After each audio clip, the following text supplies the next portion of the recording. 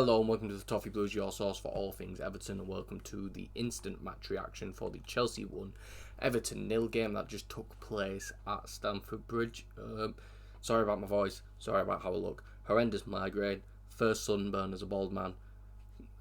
Chin hairs are going grey after watching that game, and somehow all of that is not the worst thing I've had to experience over the past couple of days, because that game might be the worst. I think I'm over-exaggerating it a little bit, but it was one of those games, that we see countless times over the past few seasons where there was just nothing to really talk about. If I'm going to be completely honest, it was one of those things where it really felt as if there's nothing to talk about. We were dominated from pillar to post, absolutely outperformed by Chelsea.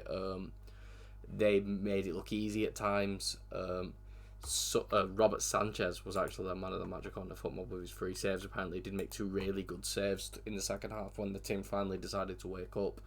But yeah, the first half, besides Nicholas Jackson's goal, I don't really know what to tell you. There was no real spark. It really looks like our players were on the beach already. I'm just got the football thing here to make sure I'm correct and got the momentum back here. But yeah, we had a tiny blotch of momentum in the 40th minute, and besides that, it really felt like nothing for 45 minutes.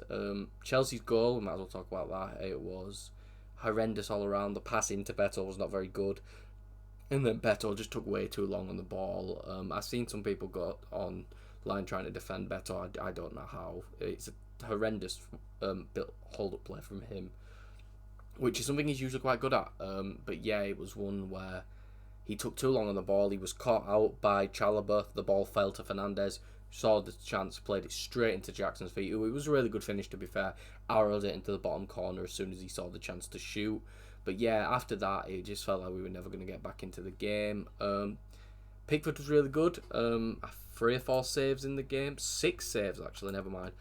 6 saves in the game. Bramford was fantastic, and O'Brien was good too. It felt like them and the Charlie Alcaraz cameo in the second half were really the only positives to mention of it. Again, I'm trying not to stretch the runtime of the video, but I'm also trying to find things to talk about, because at the end of the day, there's just really not that much to talk about, if I'm going to be completely honest with you. Decorous dunk again. Jack Harrison was there again. James Garner really needs to be taken off set pieces. He might be the worst corner taker in the league.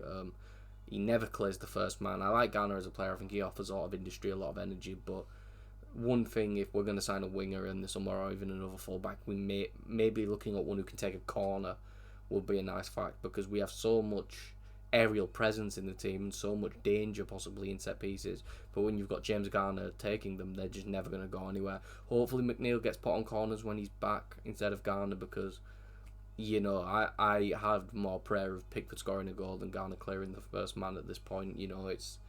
I don't want to be too negative, because at the end of the day, I don't want to sound like I don't want to over-exaggerate how bad it is or anything, or make it sound worse than it was, but there was no fight in the game. It felt like there was no real push for potentially getting a point, which I do think became available in the second half. I think they did in the second half, after the subs were made, really push on. Alcaraz's cameo was really good. Chimiti was okay. I didn't really do anything, to be honest with you. Same with McNeil. McNeil didn't really do anything. Ashley Young played one decent ball into the box, and then Mikalenko slipped over the ball. But yeah, as well, the fullbacks were both horrendous. Madueke and Neto absolutely roasted them both countless times throughout the game. I'm going to have a look now.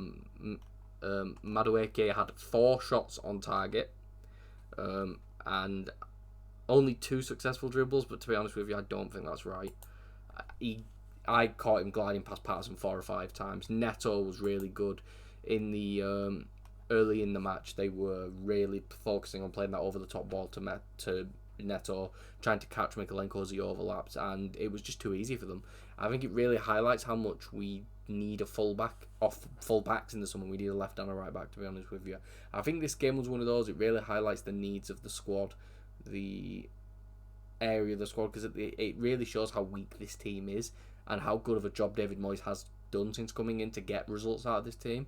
Because it was a defensive carry job, but eventually it was broken down through poor passing play, and then a moment of madness where the team switched off, which is, it sums the team up perfectly, if I'm honest. But yeah, another loss. That's what's that? I think that's it's not looking. It's 3 in our last 5, which still isn't bad. 1 win and a draw against Arsenal. The win away at Forest. It is Ipswich at home next, so hopefully we can turn that around and have a nice little run of form until the end of the season. This is the second last game at Goodison, so we need an imperious performance here. I'm not talking 1-0. I think we need to win this game 2 or 3-0. We really need to put our foot down, because at the end of the day, Ipswich aren't going to survive. But I think it's a pride thing, and it would be really Everton for us to lose our second to last game from home, because we're just switched off. But hopefully not. Hopefully it's something to be proud of in the next game. But that is all for this video. If you did enjoy, please make sure to like and subscribe. Follow us on Twitter at Everton Newsfeed, and follow me on Twitter at CallumBrennan3. And I'll see you all for the next video and or live stream that I am on.